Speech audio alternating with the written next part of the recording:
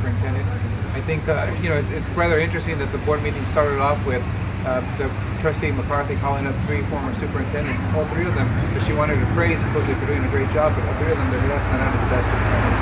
So I think that really when you're looking at the performance of the administration of the school district, one also needs to look at the board, not just who's the superintendent. If you look at the circumstantial evidence, I mean, you have a trustee that has chastised the superintendent for speaking Spanish. You have another trustee that said that there's too many Mexicans on the board. You have a recall effort against one Hispanic trustee, actually 2 Hispanic trustees. So I mean, if this is not a race issue, I would say that the evidence is overwhelmingly indicates that one can come to that conclusion. At these points, we're asking the community, the education community that's acting against the Latino community, to stop the racism. The discussion at the board should be towards the education of the children, and it should be a working collaborative to ensure that education is happening here at Stockton Unified. Obviously, every district has its challenges, but at the end of the day, we need to look at the education of children.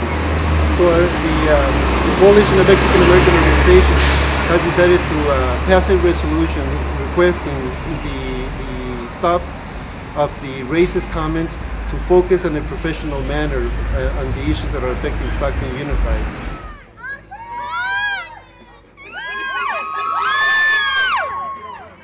CSEA in particular is here because we continue to have concerns about Superintendent Amato from the perspective of integrity, honesty, the transparency issue, as well as the one that he talks about, focus on the kids. You can't focus on the kids without focusing on the people that provide the education and the environment to educate our children as part of that focus.